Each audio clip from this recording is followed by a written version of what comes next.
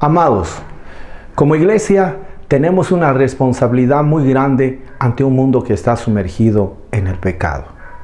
La maldad se ha multiplicado. Los valores buenos están pisoteados. La familia, que es la base de la sociedad, en una gran mayoría está destruida y desintegrada. Millones de personas no le hallan sentido a la vida y muchos ven en la muerte como la solución a los problemas que enfrentan. Todos ellos son vidas que necesitan salvación, o de lo contrario pasarán a una eternidad sin Cristo, separados de su gloria, de su amor y lo peor, condenados en el infierno por toda la eternidad.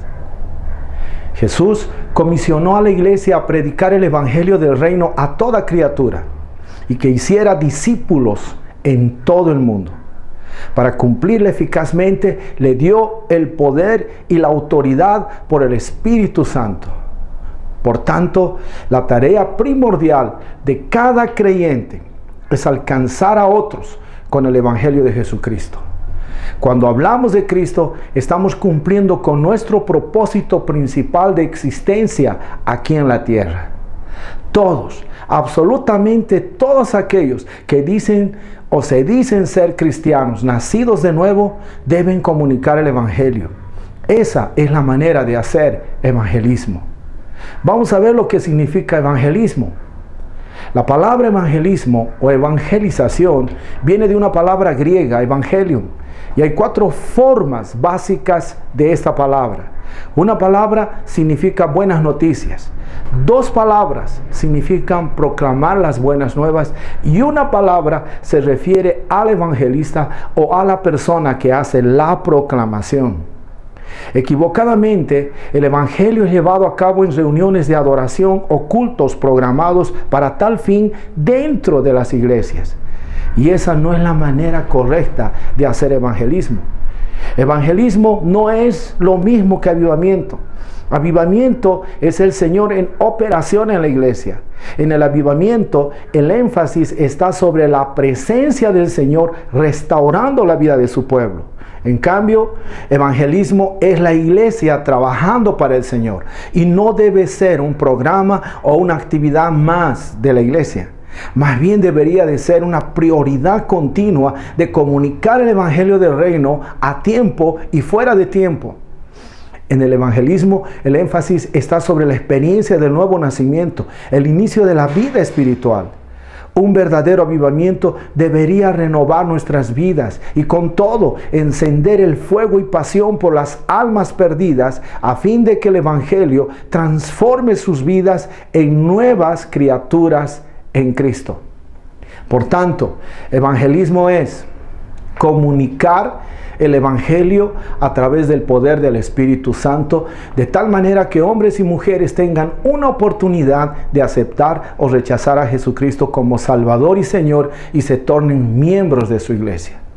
El evangelio debe comprender usted que es un encuentro entre la verdad y la injusticia, Cristo y los pecadores, el cielo y el infierno.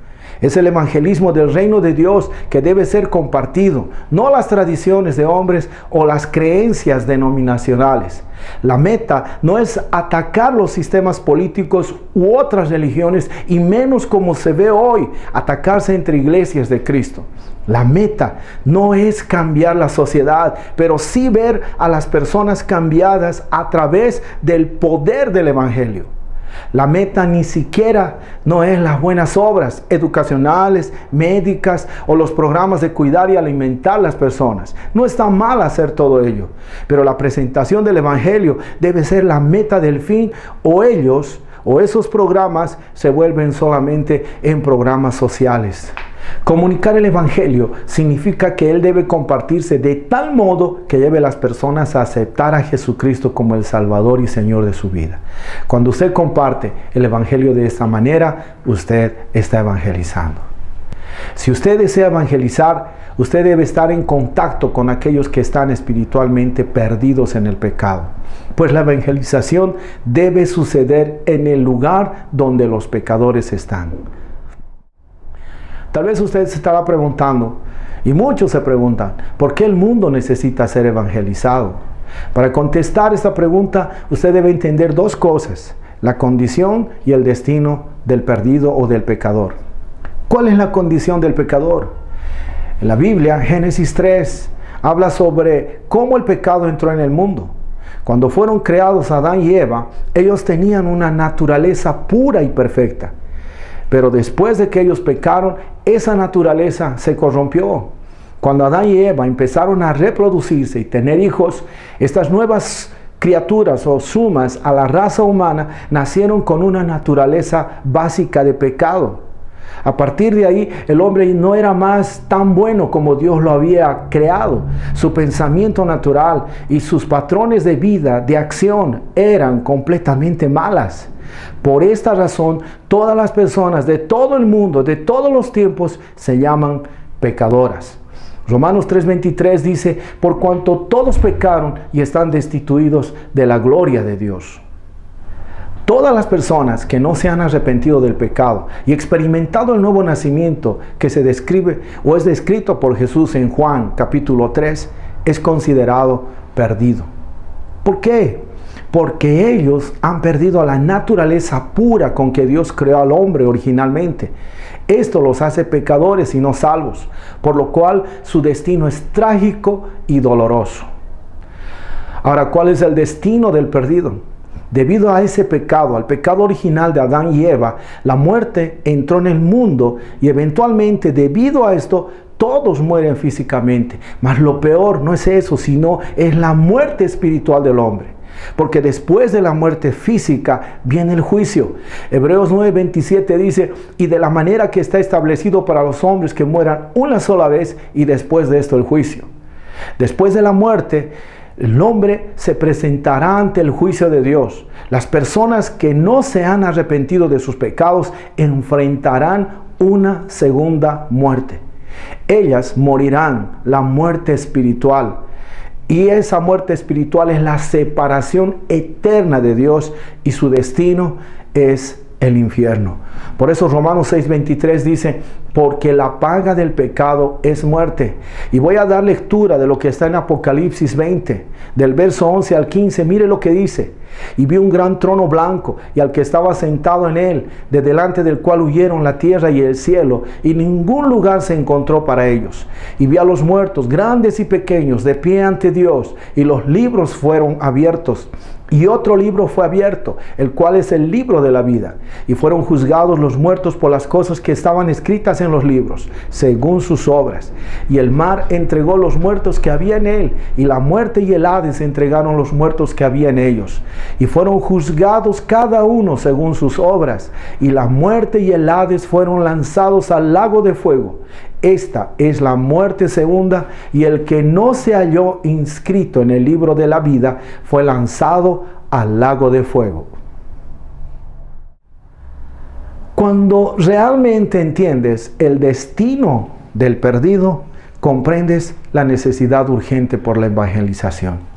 Si no se alcanzan las personas con el evangelio, ellas morirán en el pecado y se destinarán para la eternidad en el infierno. Por eso usted debe entender esto. La iglesia es el agente del reino de Dios en el mundo y es ordenada a comunicar el mensaje del evangelio a todas las personas de la tierra. Ya no es tiempo de poner nuestra mirada y menos depender de aquellos evangelistas o predicadores famosos. Y no me entienda mal, no estoy diciendo que sea malo, sino que muchas iglesias solo esperan de tiempo en tiempo en sus programas invitar a predicadores y evangelistas para ganar vidas, mientras que la membresía está quieta y cómoda en sus asientos. Hoy existe mucha música gospel bonita, pero que solo demuestra los talentos del coro, los talentos de los solistas y músicos. Pero la pregunta es: ¿cuántas almas se ganan? ¿Cuántas vidas se cambian? Cuando nosotros agregamos a esto los miles de cristianos carnales sin preocupación por la cosecha espiritual, nosotros podemos cuestionar cómo la tarea de evangelización se logrará en la vida de esas personas. Un examen de los evangelios, del libro de Hechos y de las epístolas nos revela varios métodos básicos de evangelización. Método es un modo o manera o forma de realizar algo de forma sistemática, organizada o estructurada, y hace referencia a una técnica o conjunto de tareas para desarrollar una tarea. En algunos casos se entiende también como la forma habitual de realizar algo por una persona basada en la experiencia, costumbre o preferencias personales. Amado, si usted desea tener éxito en la tarea de evangelización, usted debe usar los métodos bíblicos. Los métodos prácticos que han sido probados por la experiencia de hombres de Dios también son útiles. Al hacer el trabajo de un evangelista, siempre pida al Espíritu Santo para que lo unja y le llene de poder y gracia. Él conoce el corazón de la persona a quien usted está evangelizando. Es el papel del Espíritu Santo guiarlo y ungirlo para darle comprensión y compasión y convencer al no salvo de pecado y llevarlo a responder al Evangelio. Recuerde esto, Dios puede tener un método diferente para usted seguir en cada situación. Por eso debe depender del Espíritu Santo en la obra de evangelización.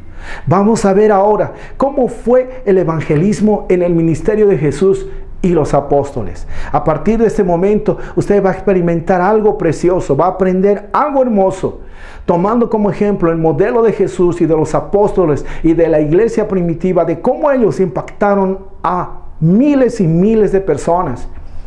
Y como decíamos al inicio, en el texto del inicio de este primer capítulo, ellos trastornaron naciones, ciudades, familias y personas. ¿Serás tú uno de aquellos que está dispuesto a trastornar la sociedad con el Evangelio de Jesucristo?